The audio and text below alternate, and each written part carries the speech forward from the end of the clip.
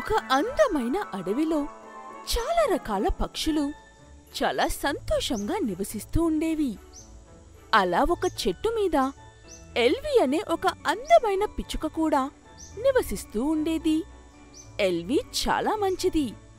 ఎప్పుడూ అందరికీ సహాయం చేస్తూ ఉండేది. అందరితో చాలా స్నేహంగా ఉండేది. అలా ఒక రోజున ఎల్వికి చాలా అందమైన 2 పిల్ల పిచ్చుకలు పుడతాయి. అది చూసి చాలా సంతోషిస్తుంది ఎల్వి పిచ్చుక. రండి రండి పిల్లలు. అరే, ముందు అక్క పిచ్చుక వచ్చిందా? నీ పేరు విన్నీ.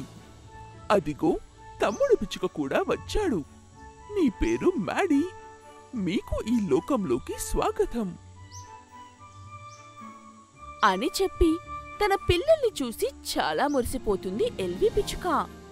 కాని కొన్ని రోజులు గడిచిన తరువాత ఎల్వికి అర్థమవుతుంది మ్యాడీకి కాళ్ళు ఇంకా రెక్కలలో ఏదో ఇబ్బంది ఉంది అని. అలానే తను ఇంకా ఎగరలేదు అని.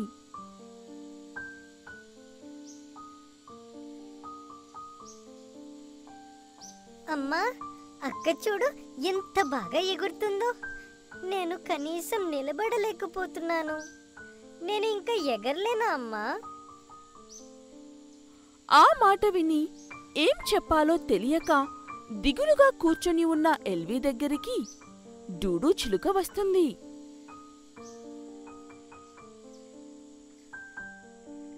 ఏమైంది ఎల్వి మిత్రమా? ఈ రోజు నువ్వు నా దగ్గరికి రానేలేదు. ఎందుకంత దిగులుగా కనిపిస్తున్నావు? ఏం చెప్పను డూడు చిలుక నా బాధ. మ్యాడీ గురించి ఆలోచిస్తుంటే నాకు చాలా బాధగా ఉంది. ఏం చేయాలో అర్థం కావటం లేదు. నువ్వేం బాధపడకు ఎల్వి మిత్రమా. నువ్వు వెంటనే కాలుకాకి దగ్గరికి వెళ్ళు.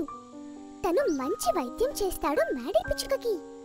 ధైర్యంగా ఉండు అని చెప్పి డూడు అక్కడ నుంచి వెళ్ళిపోతుంది. ఎల్వి ఏమో మ్యాడీని కాలుకాకి చూపిస్తుంది. అప్పుడు తను మందులు ఇస్తాడు మ్యాడీకి. కాని అలా ఎన్ని రోజులు వాడినప్పటికీ కూడా ఏ ప్రయోజనం లేకపోతుంది. అంతటితో మ్యాడీ, అమ్మా, నేను ఎప్పటినుంచో మందులు వాడుతున్నాను. అయినా సరే నేను ఇలానే ఉండిపోయాను. ఇంకా నేను ఎగరలేను అమ్మా. నాకు అర్థమైపోయింది. అలా అనకు తమ్ముడు. నువ్వు ఎగరగలవు. నేను నీకు సహాయం చేస్తాను. నువ్వు ధైర్యంని కోల్పోకు. తప్పకుండా నువ్వు నాకంటే బాగా ఎగరగలుగుతావు. అవును నాన్న, పట్టుదలతో ప్రయత్నిస్తే ఏదైనా సాధ్యమే మనకి.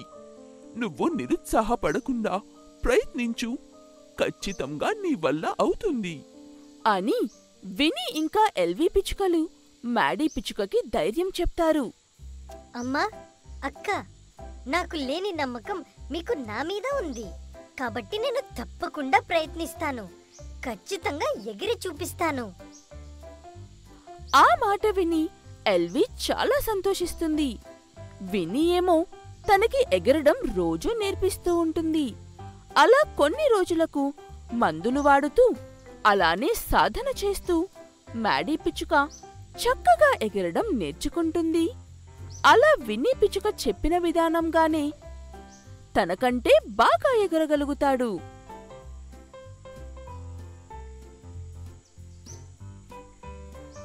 నేను ఇచ్చిన మందుల కంటే నీ పట్టుదల వల్లనే నువ్వు ఎగరగలిగావు మ్యాడీ పిచ్చుక.